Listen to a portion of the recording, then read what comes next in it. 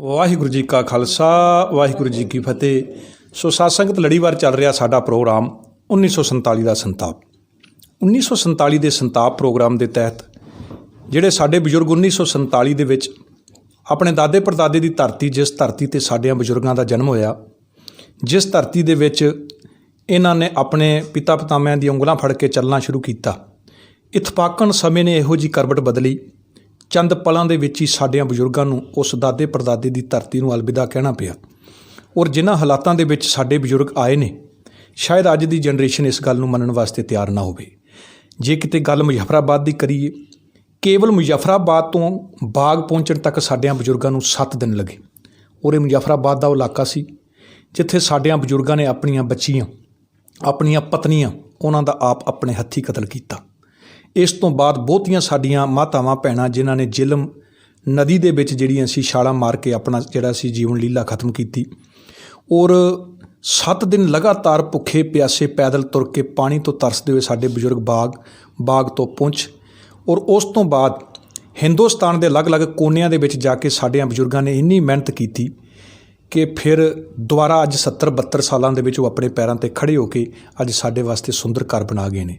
ਸੱਚਮੁੱਚ ਜੇ ਅੱਜ ਅਸੀਂ ਇਹਨਾਂ ਪੱਕਿਆਂ ਘਰਾਂ 'ਚ ਬੈਠੇ ਹਾਂ, ਇਹਨਾਂ ਘਰਾਂ ਦੀਆਂ ਨੀਹਾਂ ਦੇ ਵਿੱਚ ਸਾਡੇ ਬਜ਼ੁਰਗਾਂ ਦਾ ਉਹ ਹੱਡ ਪੰਨੇ, ਖੂਨ ਪਸੀਨੇ ਦੀ ਕਮਾਈ ਔਰ ਇਹਨਾਂ ਦੀ ਮਿਹਨਤ ਔਰ ਲਗਨ ਸੀ ਸਾਧ ਸੰਗਤ। ਪਰ ਸਾਡੀ ਆਉਣ ਵਾਲੀ ਜਨਰੇਸ਼ਨ ਜਿਹੜੀ ਆਪਣੇ ਬਜ਼ੁਰਗਾਂ ਦੀ ਇਸ ਕਠਿਨ ਤਪੱਸਿਆ ਨੂੰ ਭੁੱਲ ਗਏ ਨੇ। ਉਸ ਨਵੀਂ ਜਨਰੇਸ਼ਨ ਨੂੰ ਆਪਣੇ ਬਜ਼ੁਰਗਾਂ ਦੀ ਉਸ ਪੁਰਾਤਨ ਪੀੜਾ ਨੂੰ ਜਿਹੜਾ ਸੀ ਉਹਦੇ ਨਾਲ ਜਾਣੂ ਕਰਾਉਣ ਲਈ ਸਾਡਾ ਪ੍ਰੋਗਰਾਮ 1947 ਦਾ ਸੰਤਾਪ ਜਿਹੜਾ ਲੜੀਵਾਰ ਤੁਸੀਂ ਵੇਖਦੇ ਹੋ।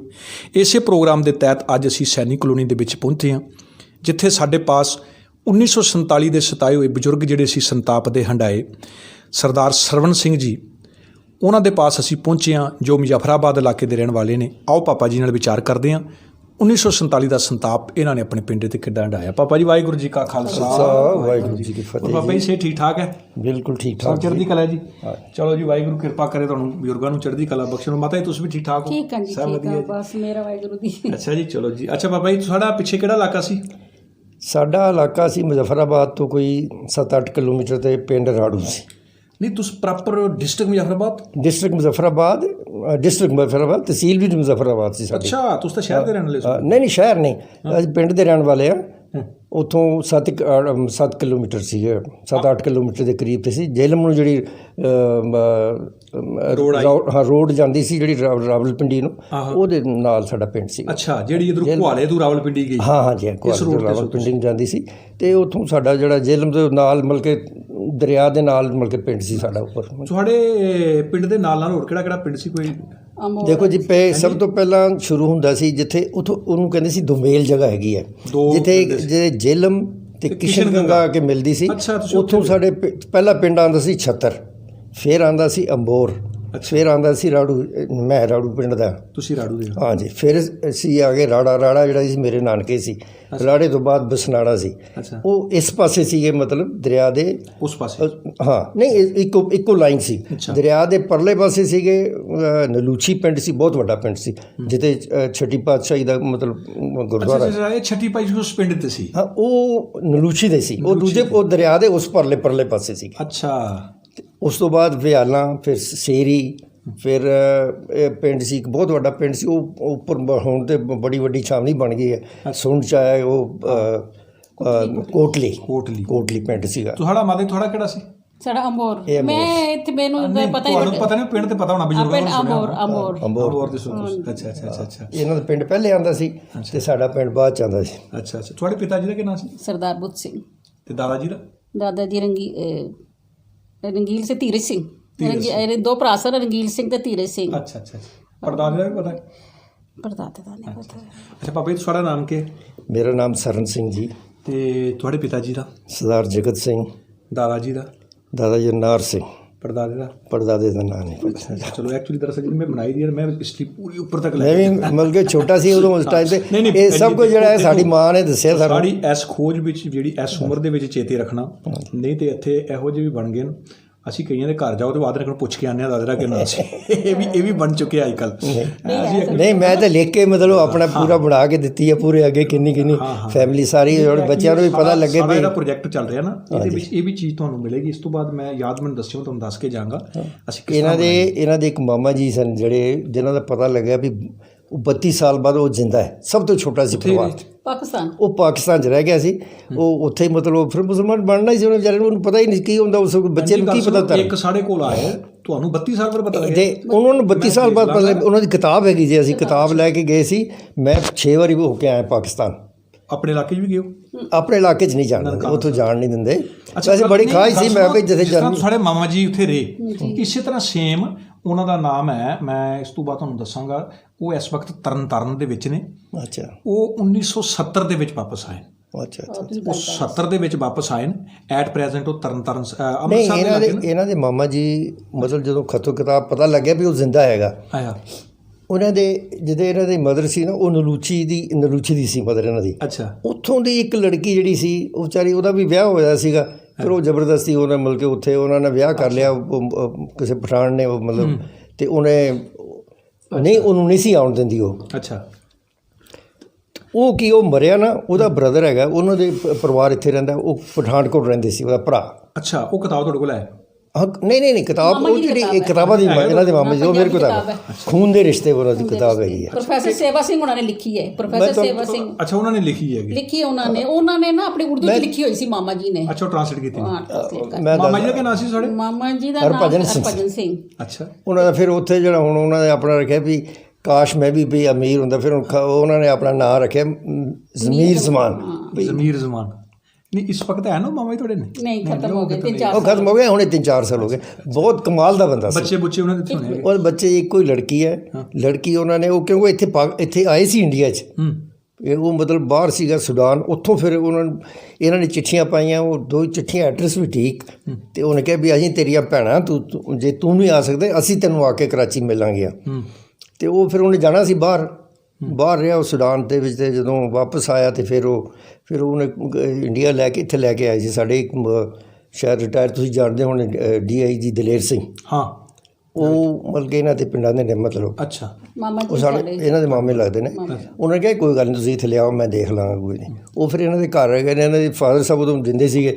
ਉਹਨਾਂ ਨੇ ਕਿਹਾ ਵੀ ਤੂੰ ਹੁਣ ਦੱਸ ਮੀਰ ਜ਼ਮਾਨਾ, ਵੀ ਮੈਂ ਨਹੀਂ ਤਾਂ ਕਹਿੰਦਾ ਤੂੰ ਆਪਣਾ ਧਰਮ ਬਦਲ, ਤੂੰ ਮੁਸਲਮਾਨ ਹੀ ਬਣਿਆ ਰਹਿ, ਵੀ ਜੇ ਤੂੰ ਹੁਣ ਇੰਡੀਆ ਆ ਸਕਦਾ ਤੇ ਮੈਂ ਤੈਨੂੰ ਲਿਆ ਸਕਦਾ ਇੰਡੀਆ।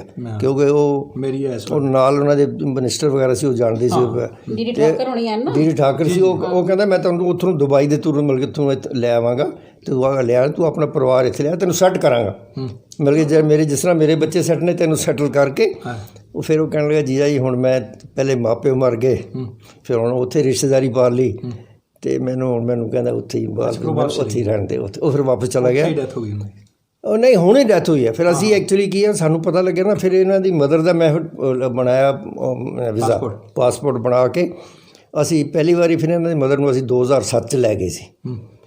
ਤੇ ਕਿਉਂ ਉਹਨਾਂ ਦਾ ਪਤਾ ਲੱਗ ਗਿਆ ਵੀ ਉਹ ਫਿਰ 2007 ਉਹਨਾਂ ਦੀ ਮੁਲਾਕਾਤ ਹੋਈ ਸਾਡੀ। ਉਹ ਨਹੀਂ, ਇੱਧਰੋਂ ਗਏ ਹੋ ਤੁਸੀਂ? ਅਮਨ? ਨਹੀਂ, ਜਿਹੜੇ ਨਾਲ ਵਾਗੇ ਬਾਰਡਰ ਤੋਂ।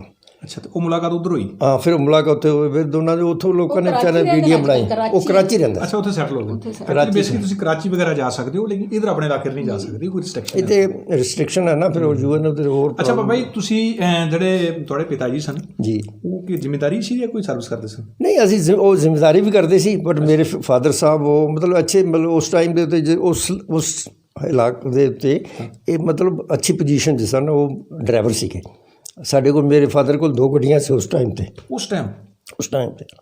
ਉਹ ਮਤਲਬ ਨਾਲ ਇਹ ਸੀ ਮੈਨ ਪਲੱਸ ਪੁਆਇੰਟ ਕਿ ਤੁਹਾਡੇ ਕੋਲ ਰੋਡ ਕਨੈਕਟੀਵਿਟੀ ਸੀ ਨਾ। ਹਾਂ, ਰੋਡ ਜਿਹੜੀ ਉਹ ਸ਼੍ਰੀਨਗਰ ਤੋਂ ਰਾਵਲਪਿੰਡੀ ਚੱਲਦੀ ਸੀ। ਹਾਂ, ਉਹ ਗੱਡੀਆਂ ਦੇ ਨੰਬਰ ਵੀ ਮੈਨੂੰ ਯਾਦ ਹੈ ਸਾਡੀ, ਕਿਉਂਕਿ ਮਦਰ ਸਾਡੇ ਮਤਲਬ ਦੱਸਦੀ ਰਹਿੰਦੀ ਸਾਰੀ ਕਹਾਣੀਆਂ। ਇੱਕ JK 2678 ਤੇ 2531, ਇਹ 2 ਨੰਬਰ। ਅੱਛਾ ਬਾਬਾ ਜੀ, ਗੱਲ ਸੁਣੋ, ਇਹ ਸ਼੍ਰੀਨਗਰ ਤੋਂ ਬਾਰਾਮੂਲਾ ਤੋਂ ਊੜੀ, ਬਾਰਾਮੂਲਾ ਤੋਂ ਊੜੀ ਤੋਂ ਫਿਰ ਗੜੀ ਤੋਂ ਫਿਰ ਮੁਜ਼ੱਫਰਾਬਾਦ ਤੋਂ ਹੋ ਕੇ ਫਿਰ ਇਹੀ ਰਾਵਲਪਿੰਡੀ ਅੱਗੇ ਚਲੇ। ਹਾਂ, ਫਿਰ ਇਹ ਰਾਵਲਪਿੰਡੀ ਜਾਂਦੇ ਸੀ। ਉਹ ਸਾਨੂੰ ਦੱਸਦੇ ਸੀ ਵੀ ਅਸੀਂ ਇੱਕ ਫੇਰਾ ਲਗਾਉਂਦੇ ਸੀ, 80 ਰੁਪਏ ਬਚਦੇ ਸੀ। ਮੇਰੇ ਫਾਦਰ ਕੋਲ ਜਦੋਂ ਅਸੀਂ ਇਹ ਹਮਲਾ ਹੋਇਆ, ਅਸੀਂ ਤਾਂ ਬਹੁਤ ਛੋਟੇ ਸੀ, ਸਾਨੂੰ ਇਹਦੇ ਪਾਸਿਆਂ ਦਾ ਕੀ ਮਤਲਬ ਪਤਾ, ਨਾਲੇ ਪਿੰਡਾਂ ਦੇ ਵਿੱਚ ਕੀ ਪਤਾ ਹੁੰਦਾ। ਅਤੇ ਮੇਰੇ ਫਾਦਰ ਕੋਲ ਉਸ ਟਾਈਮ 'ਤੇ 18,000 ਰੁਪਇਆ ਸੀ, ਮਤਲਬ ਕੈਸ਼। 18,000 ਉਹ ਉਹਨਾਂ ਨੇ ਸੁਣੋ ਜੀ 18,000 ਕੈਸ਼ ਤੇ 11,000 ਦੀ ਮੈਂ ਸੁਣਿਆ ਗੱਡੀ ਸੀ ਉਸ ਵੇਲੇ। ਨਹੀਂ ਗੱਡੀ 3-4 ਦੀ ਗੱਡੀ ਆ ਜਾਂਦੀ ਸੀ ਸਾਰੀ। ਅੱਛਾ ਐਕਚੁਅਲੀ ਗੱਡੀ 3-4 ਦੀ ਗੱਡੀ 4,000 ਦੀ ਗੱਡੀ ਆ। ਨਹੀਂ ਆਂਟੀ ਤੁਸੀਂ ਬੈਠੋ, ਐਕਚੁਅਲੀ ਚੱਲ ਰਹੀ ਹੈ ਰਿਕਾਰਡਿੰਗ। ਤੇ ਉਹ ਫਿਰ ਮੇਰੇ ਸਾਹਮਣੇ ਮੇਰੇ ਫਾਦਰ ਨੂੰ ਮਾਰੀ, ਮੇਰੇ ਆਪਣੀ ਬੰਦੂਕ ਨਾਲ ਮਾਰੀ, ਸਾਡੀ ਆਪਣੀ। ਚਲੋ ਉੱਥੇ ਆਉਂਦੇ ਆ ਪਾਪਾ ਜੀ, ਬੈਠੀ ਆ ਗਏ। ਅੱਛਾ ਤੁਸੀਂ ਮੈਨੂੰ ਦੱਸੋ ਤੁਹਾਡੇ ਜਿਹੜਾ ਘਰ-ਬਾਰ ਸੀ ਉੱਥੇ ਜੀ ਚੰਗੇ ਵਧੀਆ ਮਕਾਨ, ਕੋਠੇ ਪੱਕੇ ਜਾਂ ਕੱਚੇ ਸੀ? ਨਹੀਂ ਫਰਸ਼ ਪੱਕੇ ਸੀਗੇ। ਜੇ ਸਾਡੇ ਮੇਰੇ ਤਾਇਆ ਜੀ ਸਨ ਨਾਲ, ਉਹ ਪਟਵਾਰੀ ਸੀ, ਉਹਨਾਂ ਦਾ ਜਿਹੜਾ ਪੱਕਾ ਸੀਗਾ। ਅੱਛਾ ਤੇ ਸਾਡਾ ਵੀ ਮਤਲਬ ਸਾਡੇ ਕੱਚੇ ਸੀਗੇ। ਅੱਛਾ ਉੱਪਰ ਛੱਤ ਟੀਨਾਂ ਵਾਲੇ? ਨਹੀਂ ਛੱਤ ਜਿਹੜੇ ਦੂਜੇ ਉਹ ਬਲੀਆਂ ਪਾ ਕੇ ਤੇ ਉੱਪਰ ਮਿੱਟੀ ਵੋਟੀ ਪਾ ਕੇ ਤੇ ਉਸ ਤਰ੍ਹਾਂ। ਨਹੀਂ ਬਰਫ਼ ਪੈਂਦੀ ਸੀ ਜਿਸਲੇ ਉਹਦਾ? ਬਰਫ਼ ਘੱਟ ਪੈਂਦੀ ਸੀ, ਕਦੇ ਕਦੇ ਬਰਫ਼ ਪੈਂਦੀ ਸੀ।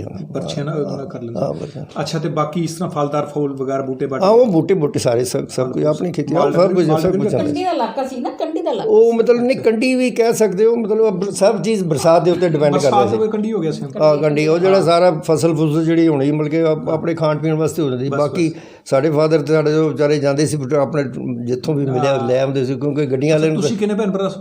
ਅਸੀਂ ਇੱਕ ਸਿਸਟਰ ਸੀ ਸਾਡੀ ਵੱਡੀ, ਤੇ ਇੱਕ ਛੋਟਾ ਭਰਾ ਸੀ। 200 ਤੁਸੀਂ? 2। ਤੇ ਤੁਸੀਂ ਆਂਟੀ ਕਿੰਨੇ ਭੈਣ ਭਰਾ?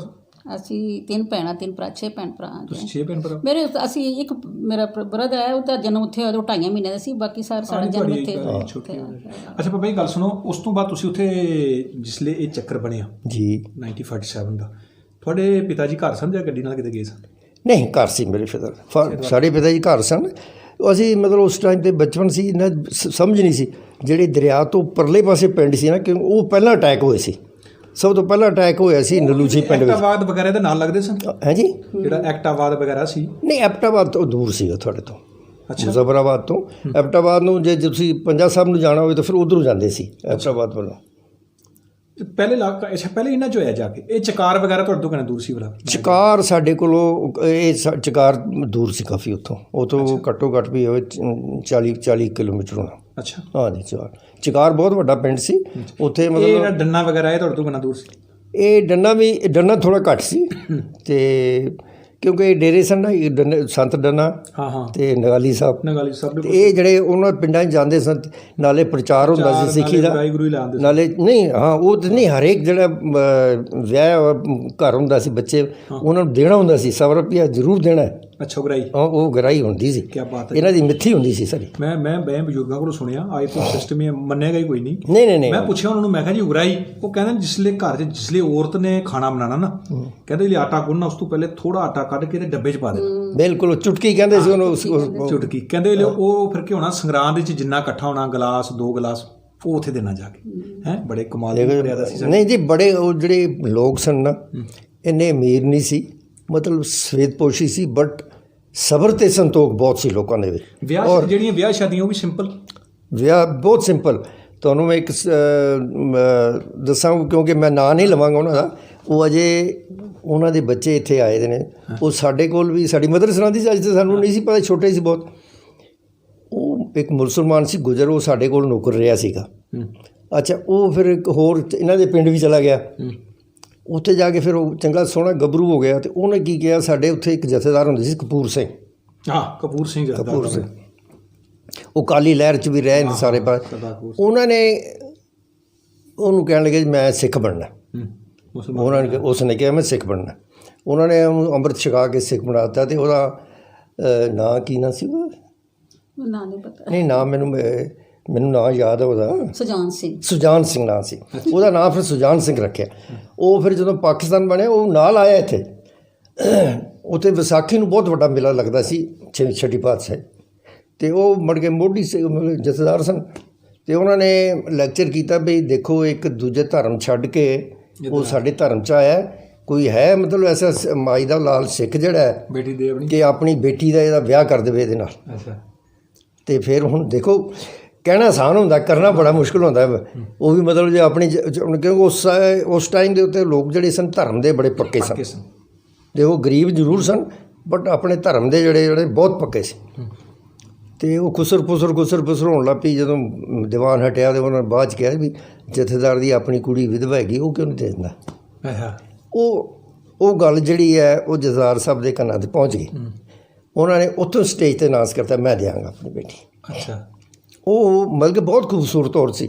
ਉਹਨਾਂ ਦੀ ਛੋਟੀ ਭੈਣ ਸਾਡੀ ਮਤਲਬ ਤਾਈ ਸੀ ਸਾਡੀ ਲੱਗਦੀ, ਉਹ ਸਾਡੇ ਪਿੰਡ ਵਿਆਹੀ ਸੀ। ਉਹਦੇ 2 ਬੱਚੇ ਸੀ ਅਤੇ ਉਹ ਮਤਲਬ ਕਿ ਬੰਦਾ ਵਿਚਾਰਾ ਜਿਹੜਾ ਜਵਾਈ ਸੀ ਉਹਨਾਂ ਦਾ ਜਥੇਦਾਰ ਸਾਹਿਬ ਦਾ ਗੁਜ਼ਰ ਗਿਆ ਅਤੇ ਉਹਨਾਂ ਨੇ ਕਿਹਾ ਮੈਂ ਦੇ ਦਿਆਂਗਾ। ਉਹ ਬੱਚੀ ਨੇ ਵੀ ਆਪਣੇ ਪਿਓ ਦੀ ਨਾਂਹ ਨਹੀਂ ਕੀਤੀ। ਉਹਦੇ 'ਚੋਂ ਉਹਦੇ 4 ਬੱਚੇ ਹੋਏ, 1 ਲੜਕੀ ਹੋਈ। ਅਜੇ 1 ਲੜਕੀ ਇੱਥੇ ਉਹਨਾਂ ਦੀ ਬੜੇ ਅੱਛੇ ਘਰ ਵਿਆਹੀ ਦੀ ਹੈ, ਚੀਮੇ ਦੇ ਅੰਮ੍ਰਿਤਧਾਰੀ ਨੇ ਸਾਰੇ। ਉਹ ਇੱਥੇ ਕੁੰਜਵਾਣੀ ਵਿਆਹੀ ਹੋਈ ਹੈ, ਚੀਮੇ ਇੰਜੀਨੀਅਰ ਰਿਟਾਇਰ ਹੋਇਆ ਬੰਦਾ। ਮਤਲਬ ਉਹ ਵੀ ਇੱਕ ਐਸੀ ਵੀ ਏਕਤਾ ਔਰ ਬਚਨ ਦੇ ਪੱਕੇ ਹੈ ਨਾ। ਦੇਖੋ ਉਹਨਾਂ ਨੇ ਕਿਹਾ ਵੀ ਉਹਨੇ ਵੀ ਆਪਣੀ ਲੜਕੀ ਕਿਉਂ ਨਹੀਂ ਦਿੰਦਾ, ਦੂਜੇ ਨੂੰ ਕਹਿੰਦਾ ਨਹੀਂ। ਬਿਲਕੁਲ ਉਹ ਹੈ ਪਹਿਲਾਂ ਬੜੇ ਕਰੈਕਟਰ ਦੇ ਬੰਦੇ ਸਨ। ਬਾਬਾ ਜੀ ਫਿਰ ਤੁਸੀਂ ਜਿਸਲੇ ਹੋਇਆ ਤੇ ਤੁਸੀਂ ਦਿਨੇ ਘਰੋਂ ਨਿਕਲੇ ਜਾਂ ਰਾਤ ਨੂੰ? ਅਸੀਂ ਕੀ ਹੋਇਆ ਨਾ, ਤੁਹਾਨੂੰ ਉਹੀ ਮੈਂ ਦੱਸ ਰਿਹਾ ਸੀ ਕਿ ਉਹ ਜਿਹੜੇ ਪਿੰਡ ਸੀ ਨਾ ਦਰਿਆ ਤੋਂ ਪਰਲੇ ਪਾਸੇ, ਉਹ ਵੀ ਮਤਲਬ ਸਵੇਰੇ ਸਾਰੇ ਸਾਡੇ ਪਿੰਡਾਂ 'ਚ ਆ ਗਏ। ਕੋਈ ਇਹਨਾਂ ਦੇ ਪਿੰਡ ਚਲੇ ਗਏ, ਖਾਸ ਕਰਕੇ ਸਾਡੇ ਪਿੰਡ 'ਚ ਜ਼ਿਆਦਾ ਆ ਗਏ। ਉਹ ਫਿਰ ਕੀ ਆ, ਸਾਡੀਆਂ ਜਿੰਨੀਆਂ ਔਰਤਾਂ ਸਨ, ਮਦਰ ਸਾਡੀ ਕਹਿੰਦੇ ਅਸੀਂ ਜਿਉਂ ਸਵੇਰ ਤੋਂ ਲੱਗੇ ਤੰਦੂਰ ਬਾਲਣ ਅਤੇ ਉਹਨਾਂ ਨੂੰ ਰੋਟੀਆਂ ਪਾਣੀ ਜੰਗਲ ਮਤਲਬ ਸਾਨੂੰ ਲੰਗਰ ਪਾਣੀ ਛਕਾਉਣ ਵਾਸਤੇ ਲੱਗੇ ਰਹੇ। ਇਹਨਾਂ ਦਾ ਪਿੰਡ ਅਸੀਂ ਦੇਖਿਆ, ਮੈਨੂੰ ਯਾਦ ਹੈ ਅਜੇ ਵੀ, ਮਤਲਬ ਇਸ ਤਰ੍ਹਾਂ ਲੋਕ ਚੜ੍ਹ ਰਹੇ ਨੇ ਪਹਾੜਾਂ ਦੇ ਉੱਤੇ, ਇਹ ਨਿਕਲ ਰਹੇ ਨੇ। ਅਸੀਂ ਬੱਚੇ ਸਾਨੂੰ ਤਾਂ ਕਿਹਾ ਵੀ ਕਿਉਂ ਗੋਲੀਆਂ ਉੱਧਰ ਅੱਗਾਂ ਲੱਗੀਆਂ ਹੋਈਆਂ ਨੇ। ਦੂਜੇ ਦਰਿਆ ਦੇ ਪਰਲੇ ਪਾਸੇ ਜਿਹੜੇ ਪਿੰਡ ਸੀਗੇ, ਜਿਹੜੇ ਪਿੰਡ ਹੁੰਦੇ ਸੀ ਉਸ ਵਕਤ ਟਾਈਮ 'ਤੇ ਜਿਹੜੇ ਸਿੱਖ ਸਨ ਉਹ ਤਾਂ ਮਿਕਸ ਨਹੀਂ ਸੀ ਹੁੰਦਾ। ਇਹਨਾਂ ਦੇ ਪਿੰਡ 'ਚ ਸਾਡੇ ਪਿੰਡ 'ਚ ਸਾਰੇ ਸਰਦਾਰ ਸਨ। ਅੱਛਾ, ਉਹ ਸਰਦਾਰਾਂ ਦਾ ਪਿੰਡ ਸੀ। ਅਤੇ ਇਹ ਫਿਰ ਛੱਡ ਕੇ ਫਿਰ ਅੱਗੇ ਮੁਸਲਮਾਨ ਜਿਹੜੇ ਉਹਨਾਂ ਦਾ ਵੱਖਰਾ ਪਿੰਡ ਸੀਗਾ। ਅਸੀਂ ਫਿਰ ਕੀ ਆ 2, 2:30, 3 ਵਜੇ ਨਾਲ ਨਿਕਲੇ ਉੱਥੋਂ ਘਰੋਂ। ਤੇ ਸਾਰਾ ਪਰਿਵਾਰ ਇਕੱਠੇ ਨਿਕਲੇ ਤੁਸੀਂ? ਸਾਰਾ ਪਿੰਡ ਹੀ ਪੂਰਾ, ਜਿਹੜੇ ਨਾਲ ਬੰਦੇ ਸੀ ਸਾਰਾ ਹਾਂ ਸਾਰੇ ਨਾਲ ਨੇ। ਸਾਡੇ ਪਿਓ ਨੇ ਸਾਨੂੰ ਮਤਲਬ ਨਵੇਂ ਕੋਟ ਪਵਾਏ ਸੀਗੇ। ਛੋਟਾ ਦਾ ਮੇਰਾ ਬ੍ਰਦਰ ਮਤਲਬ ਛੋਟੀ ਸੀਗਾ, ਮੌਸਮ ਸੀ ਠੰਡਾ ਮੌਸਮ ਸੀ ਠੰਡਾ। ਅਤੇ ਉਹ ਫਿਰ ਕੀ ਆ ਕਿ ਉਹਨਾਂ ਨੇ ਉਹ ਅੱਗੇ ਜਾ ਚੁੱਕੇ ਸੀ ਬਹੁਤ ਪਹਾੜ ਦੇ ਉੱਤੇ। ਉਹਨਾਂ ਨੇ ਮਤਲਬ ਕਿ ਜਿਹੜਾ ਰਸਤਾ ਸੀ ਉਚਾਈ 'ਤੇ ਜਾ ਕੇ ਉੱਥੇ ਗੰਨਾਂ ਗੁੰਨਾਂ ਫਿੱਟ ਕਰਤੀਆਂ ਸੀ। ਜਦੋਂ ਵੀ ਹਨੇਰਾ ਪਿਆ ਵੇ ਉੱਥੋਂ ਗਏ ਬੰਦੇ, ਉਹਨਾਂ ਨੇ ਫਿਰ ਗੋਲੀਆਂ ਚਲਾਉਣੀ ਸ਼ੁਰੂ ਕਰਤੀਆਂ।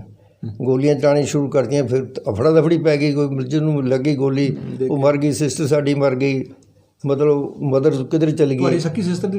ਬੜੀ। ਅੱਛਾ। ਅਤੇ ਪਿਤਾ ਜੀ ਹੋਰ ਬੰਦਿਆਂ ਨੂੰ ਮੈਨੂੰ ਆਪ ਦੇ ਗੋਲੀਆਂ ਛੂ ਇੱਧਰ ਜਾਵੇ ਇੱਧਰ, ਅਸੀਂ ਪੱਥਰ ਥੱਲੇ ਲੁੱਕ ਗਏ।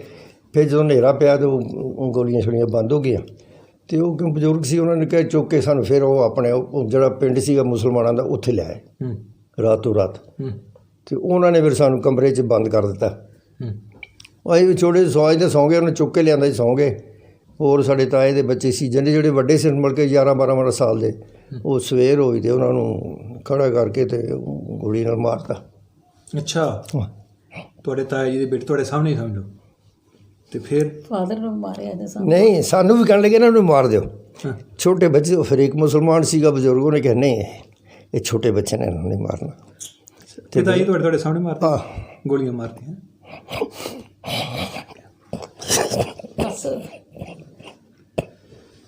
ਚਲੋ ਇਹ ਬਹੁਤ ਵੱਡਾ, ਦੇਖੋ ਇਹਦੇ ਵਿੱਚ ਅਸੀਂ ਸਾਰਿਆਂ ਨਾਲ ਹੀ ਹੋਇਆ। ਅਸੀਂ ਇਹ ਨਹੀਂ ਕਹਿ ਸਕਦੇ ਕਿਸੇ ਇੱਕ ਕਮਿਊਨਿਟੀ ਨਾਲ। ਇਹਦੇ ਵਿੱਚ ਇਸਲਾਮ ਕਮਿਊਨਿਟੀ ਦੇ ਵੀ ਮੁਸਲਮਾਨ ਵੀ ਬੜੇ ਮਾਰੇ ਗਏ। ਅੱਜ ਕੱਲ੍ਹ ਉਹਨਾਂ ਦਾ ਵੀ ਇੰਟਰਵਿਊ ਆਉਂਦਾ ਹੈ। ਨਹੀਂ ਦੇਖੋ ਇਹ ਸਾਰਿਆਂ ਨਾਲ, ਇਹ ਕੋਈ ਸਮੇਂ ਦੀ ਸਿਆਸੀ ਜ਼ੁਲਮ ਸੀ ਜਿਹਦਾ ਸ਼ਿਕਾਰ ਦੇਖੋ ਮਾਂ ਬਾਪ ਅੱਜ ਭਾਵੇਂ ਸਮਾਂ ਕਰਕੇ ਬੜੇ ਬਜ਼ੁਰਗ ਅੱਜ ਵੀ ਰੋਂਦੇ ਨੇ, ਲੇਕਿਨ ਇਹ ਕਿ ਸਾਰਿਆਂ ਨਾਲ ਹੋਇਆ। ਇੱਧਰ ਉਹਨਾਂ ਦੇ ਮਾਰੇ ਗਏ, ਉੱਧਰ ਉਹ ਮਾਰੇ ਗਏ। ਅੱਛਾ, ਪਿਤਾ ਜੀ ਮਾਰ ਤੁਹਾਨੂੰ ਵਿਪਤਾ ਪਈ ਜੀ, ਬੜੀ ਵਿਪਤਾ ਪਈ ਇੱਥੇ ਆ ਕੇ, ਬੜੀ ਵਿਪਤਾ ਪਈ। ਚਲੋ ਅਸੀਂ ਦੇਖਿਆ ਸਾਡੇ ਬਜ਼ੁਰਗ ਹੁਣ ਖਤਮ ਹੋਏ ਇਹਨਾਂ ਦੇ, ਮਦਰ ਮਾਤਾ ਜੀ ਸਾਡੇ ਉਹ ਰੋਂਦੇ ਰੋਂਦੇ ਹੀ ਗਏ ਵਿਚਾਰੇ ਸਾਰੇ ਜੀ, ਸਾਰੇ ਬੜੀ ਵੱਡੀ। ਬਾਬਾ ਜੀ ਫਿਰ ਤੁਸੀਂ ਤੁਹਾਨੂੰ ਛੋਟੇ ਨੂੰ ਛੱਡਤਾ ਹੈ? ਸਾਨੂੰ ਛੱਡਤਾ। ਫਿਰ ਉਸ ਤੋਂ ਬਾਅਦ ਜਿਹੜੀ ਨਾ ਸੀਜ਼ ਫਾਇਰ ਹੋ ਗਈ, ਫਿਰ ਪੀਸ ਹੋ ਗਿਆ। ਉਹ ਫਿਰ ਕੈਂਪ ਹੋ ਗਿਆ ਸਾਨੂੰ, ਮਤਲਬ ਉੱਥੇ ਗੁਰਦੁਆਰੇ 'ਚ ਉੱਥੇ ਕੈਂਪ ਬਣਾ ਕੇ ਮੁਜ਼ਾਫਰਾਬਾਦ 'ਚ ਰੱਖਿਆ ਉਹਨਾਂ ਨੇ। ਉੱਥੇ ਅਸੀਂ ਮੇਰੇ ਖਿਆਲ ਮਹੀਨਾ 1.5 ਮਹੀਨਾ 2 ਮਹੀਨੇ ਦੇ ਕਰੀਬ ਅਸੀਂ ਰਹੇ ਹਾਂ। ਉਸ ਤੋਂ ਬਾਅਦ ਫਿਰ ਉਹ ਥੋੜ੍ਹੇ ਕਰਕੇ ਬੰਦਿਆਂ ਨੂੰ ਉਹਨਾਂ ਨੇ ਵਾਇਆ ਐਬਟਾਬਾਦ, ਮਤਲਬ ਸਾਨੂੰ ਫਿਰ ਉਹ ਬਾਈ ਟ੍ਰੇਨ ਲੈ ਕੇ ਆਏ ਸੀ। ਅੱਛਾ, ਤੁਸੀਂ ਉੱਧਰੋਂ ਆਏ ਹੋ? ਅਸੀਂ ਉੱਧਰੋਂ ਆਏ ਕਿਉਂਕਿ ਪੀਸ ਹੋ ਗਿਆ ਨਾ, ਫਿਰ ਉਹ ਯੂਐਨ ਨੇ ਟੇਕ ਓਵਰ ਕਰ ਲਿਆ ਨਾ ਸਾਰਾ। ਜਿਹੜੇ ਬੰਦੇ ਉੱਥੇ ਰਹਿ ਗਏ ਸੀ, ਫਿਰ ਸਾਨੂੰ ਬਾਅਦ ਇੱਥੋਂ ਲਿਆ ਕੇ ਕੁਰੂਕਸ਼ੇਤਰ ਉਤਾਰਿਆ ਸਾਨੂੰ। ਉਹ ਕੁਰੂਕਸ਼ੇਤਰ ਕੈਂਪ? ਕੁਰੂਕਸ਼ੇਤਰ, ਹਾਂਜੀ, ਕੁਰੂਕਸ਼ੇਤਰ ਕੈਂਪ ਬਣਿਆ। ਹਾਂ, ਉਸ ਕੈਂਪ 'ਚ ਰਹੇ ਅਸੀਂ। ਫਿਰ ਉਹ ਸਾਡੇ ਬ੍ਰਦਰ ਨੂੰ ਪਤਾ ਲੱਗ ਗਿਆ, ਉਹ ਤਾਏ ਦਾ ਮੁੰਡਾ ਸੀ ਸਾਡਾ, ਉਹ ਫਟ ਪਹੁੰਚ ਗਿਆ ਉੱਥੇ। ਉਹਨੇ ਕਿਹਾ ਵੀ ਤੁਸੀਂ ਨਹੀਂ, ਚਲੋ ਚਾਚੀ ਜੀ ਮੇਰੇ ਉਹਦਾ, ਕਿਉਂਕਿ ਉਹਦਾ ਸਾਰਾ ਪਰਿਵਾਰ ਉਹਦਾ ਵੀ ਮਰ ਗਿਆ ਸੀ। ਉਹ ਵਿਆਹਦੇ ਸੀ, ਉਹ ਬੱਚੇ ਸਾਰੇ ਉਹ ਇਕੱਲੇ ਰਹਿ ਗਏ ਸੀ। ਉਹ ਫਿਰ ਸਾਨੂੰ ਆਪਣੇ ਨਾਲ ਲਿਆਏ ਇੱਥੇ। ਨਾਲ ਲਿਆਇਆ ਅਤੇ ਫਿਰ ਉਹਦਾ ਫਿਰ ਮਤਲਬ ਫਿਰ ਦੁਬਾਰਾ ਜਵਾਨ ਹੀ ਸੀ ਬੰਦਾ, ਉਹ ਬਲਕਿ ਕੋਈ ਪਹਿਲਾਂ ਪਿੰਡਾਂ 'ਚ ਸ਼ਾਦੀਆਂ ਛੋਟੇ ਛੋਟੇ 'ਤੇ ਕਰ ਲੈਂਦੇ ਸੀ, ਅਤੇ ਉਹਦਾ ਫਿਰ ਵਿਆਹ ਹੋ ਗਿਆ। ਉਹ ਵਿਆਹ ਹੋ ਗਿਆ ਅਤੇ ਫਿਰ ਸਾਡੇ ਮਾਮੇ ਸੀ, ਉਹਨਾਂ ਨੇ ਕਿਹਾ ਭੈਣ ਗੱਲ ਹੈ ਵੀ ਤੇਰਾ ਮਦਰ ਸਾਡੀ ਨੂੰ ਕਹਿਣ ਲੱਗੇ ਵੀ ਤੇਰਾ ਇੱਥੇ ਗੁਜ਼ਾਰਾ ਨਹੀਂ ਹੋਣ ਲੱਗਾ, ਕਿਉਂਕਿ ਵਿਚਾਰਾ ਸਿਪਾਹੀ ਹੈਗਾ, ਇਹਨੇ ਕੀ ਕਰਨਾ ਅਤੇ ਤੇਰੇ ਬੱਚੇ ਪੜ੍ਹ ਨਹੀਂ ਸਕਣਗੇ, ਜੇ ਤੂੰ ਮਤਲਬ ਚਾਹਵੇਂ ਤਾਂ ਮੈਂ ਕਾਲੀ ਜੀ ਨੂੰ ਚਿੱਠੀ ਲਿਖਾਂ, ਅਕਾਲੀ ਗੌਰ ਸਿੰਘ ਨੂੰ, ਅਤੇ ਤੂੰ ਪੰਜਾਬ ਚਲੀ ਜਾ। ਪੰਜਾਬ ਉਹ ਸੰਗਰੂਰ ਦੇ ਵਿੱਚ ਉਹਨਾਂ ਨੇ ਮਹਾਰਾਜਾ ਪਟਿਆਲੇ ਨੂੰ ਕਹਿ ਕੇ ਉਹਨਾਂ ਨੇ ਕਿਹਾ ਮੈਂ ਇਹਨਾਂ ਨੂੰ ਸਭ ਨੂੰ ਵਸਾਵਾਂਗਾ, ਮੈਂ ਸਭ ਜ਼ਮੀਨਾਂ ਵੀ ਦਿਆਂਗਾ, ਸਭ ਕੁਝ ਦਿਆਂਗਾ। ਅਤੇ ਉਹ ਫਿਰ ਸਾਨੂੰ ਮਤਲਬ ਉਹਨਾਂ ਨੇ ਅਕਾਲੀ ਗੌਰ ਸਿੰਘ ਨੂੰ ਲਿਖਿਆ, ਉਹਨਾਂ ਨੇ ਕਿਹਾ ਤੁਸੀਂ ਭੇਜ ਦਿਓ ਉੱਥੇ ਸੰਗਰੂਰ ਭੇਜ ਦਿਓ। ਫਿਰ ਮੈਂ ਪੰਜਾਬ 'ਚ ਪੜ੍ਹਿਆ, ਮੈਂ ਮਤਲਬ ਮੈਟ੍ਰਿਕ ਉੱਥੋਂ ਕੀਤੀ ਹੈ। ਅੱਛਾ, ਤੁਹਾਨੂੰ ਅਕਾਲੀ ਹੋਰਾਂ ਨੇ ਉੱਥੇ ਜਾ ਕੇ ਫਿਰ ਸੈਟਲਮੈਂਟ ਕਰਾਈ? ਹਾਂ, ਸੈਟਲ ਉਹਨਾਂ ਨੇ ਜੇ ਕਈਆਂ ਨੂੰ ਮਤਲਬ ਜਿਹੜੇ ਦੇਖੋ ਜਿਹੜੀਆਂ ਵਿਧਵਾ ਸੀ, ਹੁਣ ਉਹਨਾਂ ਦੀਆਂ ਬੱਚੀਆਂ ਸੀ ਮਤਲਬ ਜਵਾਨ, ਉਹਨਾਂ ਦੀਆਂ ਸ਼ਾਦੀਆਂ ਸ਼ੂਦੀਆਂ, ਫਿਰ ਉਹਨਾਂ ਨੇ ਮਤਲਬ ਉਹਨਾਂ ਨੂੰ ਜਿਹੜੀ ਸਿੱਖੀ ਦਾ ਜਿਹੜਾ ਬਹੁਤ ਸੀਗਾ ਉਹ ਮਤਲਬ ਉਹ ਅੱਜ ਕੱਲ੍ਹ ਤਾਂ ਕੰਪਿਊਟਰ ਆ ਗਿਆ ਨਾ, ਇਹ ਗੁਰੂ ਗ੍ਰੰਥ ਸਾਹਿਬ ਦਾ ਤਤਕਰਾ ਜਿਹੜਾ ਉਹਨਾਂ ਨੇ ਕੀਤਾ, ਇਹ ਉਹਨਾਂ ਨੇ ਕੀਤਾ, ਅਤੇ ਇਹਨੂੰ ਲੱਗੇ ਨੇ 1350 ਸਾਲ ਲੱਗੇ ਨਾ, 13 ਸਾਲ ਲੱਗੇ ਸਰ। ਦੇਖੋ ਜੀ, ਸਭ ਤੋਂ ਵੱਡੀ ਅਚੀਵਮੈਂਟ ਬੜੇ ਉਹਨਾਂ ਨੇ ਸਮੇਂ ਸਕੂਲ ਖੋਲ੍ਹਣਾ, ਡੇ ਬੋਰਡਿੰਗ, ਉਸ ਟਾਈਮ 'ਤੇ ਪੱਤਰਕਾ ਸੀ ਉਹਨਾਂ ਦੀ। ਈਵਨ ਦੇਖੋ ਜੀ, ਰਹਿਤ ਮਰਿਆਦਾ ਪੰਥ ਨੇ ਜਦੋਂ ਉਹਦੇ ਵਿੱਚ ਸ਼ਾਮਲ ਹੁੰਦੇ ਸਨ, ਔਰ ਗੁਰਸਿੱਖ ਬੜੇ ਉੱਚ ਕੋਟੀ ਦੇ ਗੁਰਸਿੱਖ ਸੀ ਉਹਨਾਂ ਵਰਗੀ। ਤੇ ਮੈਂ ਕਹਿੰਦਾ ਸੋਚ ਨਹੀਂ ਕਿ ਮਤਲਬ ਤੁਸੀਂ ਇਹਨਾਂ ਦੇ ਉਹ ਗਰਮੀ ਹੋਵੇ ਸਰਦੀ ਹੋਵੇ, ਪੱਟੂ ਦਾ ਜਿਹੜਾ ਨਾ ਉਹ ਚੋਲਾ ਜਿਹਾ ਪਾ ਕੇ ਰੱਖਦੇ ਸੀ। ਅੱਛਾ, ਮਤਲਬ ਉਹਨਾਂ ਦੇ ਚਿਹਰੇ ਪਰਿਵਾਰ ਨਹੀਂ ਸੀ ਉਹਨਾਂ ਦਾ, ਪਰਿਵਾਰ ਸ਼ਾਦੀ ਕੀਤੀ ਸੀ ਉਹਨਾਂ ਨੇ, ਉਹ ਲਾਵਾਂ ਛੱਡ ਕੇ ਫਿਰ ਆ ਗਏ ਸੀ। ਅੱਛਾ, ਹਾਂ, ਉਹ ਮਾਤਾ ਪਿਤਾ ਕਹਿਣਾ ਨਹੀਂ ਮੰਨਿਆ, ਫਿਰ ਚਲੇ ਗਏ ਅੰਮ੍ਰਿਤ ਛਕ ਲਿਆ ਉੱਥੇ ਜਾ ਕੇ ਹਜ਼ੂਰ ਸਾਹਿਬ। ਫਿਰ ਮਤਲਬ ਫਿਰ ਉਹ ਗੱਲ ਸੁਣੋ, ਤੇ ਇਹਨਾਂ ਨੇ ਉੱਥੇ ਕੋਈ ਡੇਰਾ ਡੂਰਾ ਬਣਾਇਆ ਉੱਧਰ? ਨਹੀਂ, ਡੇਰਾ ਡੂਰਾ ਇਹ ਉਸ ਚੀਜ਼ ਨਹੀਂ ਬਿਲੀਵ ਕਰਦੇ। ਸਕੂਲ ਨਹੀਂ, ਇਹਨਾਂ ਦੇ ਨਾਂ ਦੇ ਉੱਤੇ ਅਕਾਲੀ ਕੌਰ ਸਿੰਘ ਲਾਇਬ੍ਰੇਰੀ ਹੈ, ਦੁੱਖ ਨਿਵਾਰਨ ਸਾਹਿਬ ਚਲੇ ਜਾਓ ਤੁਸੀਂ, ਪਟਿਆਲੇ 'ਚ ਗੁਜ਼ਰੀ ਸੀ, ਅਤੇ ਮਹਾਰਾਜਾ ਪਟਿਆਲਾ ਜਿਹੜਾ ਨੇ ਇਹਨਾਂ ਨੂੰ ਬੜੀ ਸਤਿਕਾਰ ਕਰਦੇ ਸੀ ਇਹਨਾਂ ਦਾ। ਅੱਛਾ, ਹਾਂ, ਇਹਨਾਂ ਦਾ ਮਤਲਬ ਜੋ ਕੋਈ ਵੀ ਉਹ ਕਹਿੰਦੇ ਸੀ ਵੀ ਇਹ ਜਿਹੜੇ ਬੱਚੇ ਨੇ ਇਹਨਾਂ ਨੂੰ ਸਾਰਿਆਂ ਨੂੰ ਇਹਨਾਂ ਨੂੰ ਸੈਟਲ ਕਰਨਾ, ਮਤਲਬ ਜਿਹੜੀਆਂ ਵਿਧਵਾ ਆਈਆਂ ਉਹਨਾਂ ਨੇ ਕਿਹਾ ਮੈਂ ਆਪਣੀ ਬੀੜ ਦੇ ਦਿਆਂਗਾ, ਜਿਹੜੀ ਜ਼ਮੀਨ ਹੁੰਦੀ ਸੀ ਨਾ, ਸ਼ਿਕਾਰ ਸ਼ੁਕੂਰ ਕਰਨ ਜਾਂਦੇ ਸੀ, ਅਤੇ ਉਹ ਕਈ ਫਿਰ ਨਾਗਾਲੈਂਡ 'ਚ ਸੈਟਲ ਹੋ ਗਏ। ਪਟਿਆਲੇ ਦਾ ਵੀ ਬੜਾ ਵੱਡਾ ਰੋਲ ਰਿਹਾ ਇਹਦੇ 'ਚ, ਬਹੁਤ ਰੋਲ। ਉਹਨੇ ਉਹ ਮਤਲਬ ਦਿਲਦਾਰ ਬੰਦਾ ਸੀ, ਉਹ ਯਾਦਵਿੰਦਰ ਸਿੰਘ ਸੀ। ਅੱਛਾ, ਉਹਨਾਂ ਨੇ ਕੀਤਾ। ਅਤੇ ਫਿਰ ਅਸੀਂ ਉੱਥੋਂ ਪੜ੍ਹੇ। ਮੇਰੇ ਉੱਥੇ ਤੁਸੀਂ ਕਿਹੜੀ ਕਲਾਸ ਤੱਕ ਪੜ੍ਹੇ? ਦੇਖ, ਮੈਂ ਪੜ੍ਹਿਆ ਮੈਟ੍ਰਿਕ ਉੱਥੇ ਹੀ ਪੜ੍ਹਿਆ ਸੰਗਰੂਰ। ਅਤੇ ਪਰਿਵਾਰ ਕਿੱਥੇ, ਮਾਤਾ ਪਿਤਾ ਕਿੱਥੇ ਰਹਿੰਦੇ ਸਨ? ਨਹੀਂ, ਮਾਤਾ ਜੀ ਉੱਥੇ ਕੈਂਪ 'ਚ ਹੀ ਰਹਿੰਦੇ ਸੀ ਅਸੀਂ। ਉਹ ਕੀ ਹੋਇਆ ਫਿਰ ਜਦੋਂ ਮੈਂ ਚੌਥੀ ਪੜ੍ਹਦਾ ਸੀ ਤਾਂ ਉਹ ਕੈਂਪ ਜਿਹੜਾ ਉੱਥੋਂ ਸ਼ਿਫਟ ਹੋ ਗਿਆ। ਉਹਨੂੰ ਗੌਰਮੈਂਟ ਨੇ ਕੀਤਾ, ਉਹਨਾਂ ਨੇ ਅਕੋਮੋਡੇਸ਼ਨ ਬਣਾਤੀ ਸੀ, ਉੱਥੋਂ ਜਾਂ ਰਾਜਪੁਰੇ ਜਾਣਾ ਰਾਜਪੁਰੇ ਚਲੇ ਜਾਓ, ਜਾਂ ਫਰੀਦਾਬਾਦ ਚਲੇ ਜਾਓ। ਅਤੇ ਅਸੀਂ ਫਿਰ ਆਪਟ ਕੀਤਾ ਰਾਜਪੁਰੇ ਵਾਸਤੇ। ਅਤੇ ਹਾਂ, ਅਤੇ ਨਹੀਂ ਉੱਥੋਂ ਸੰਗਰੂਰ ਤੋਂ ਹਾਂਜੀ। ਅਤੇ ਮੇਰਾ ਛੋਟਾ ਬ੍ਰਦਰ ਅਤੇ ਮਦਰ ਚਲੇ ਗਏ ਉੱਥੇ, ਮੈਂ ਇਕੱਲਾ ਰਿਹਾ।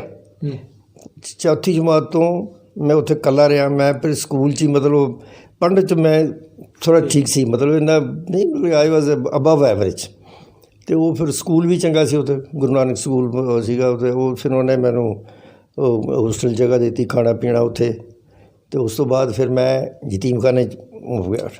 ਮੈਂ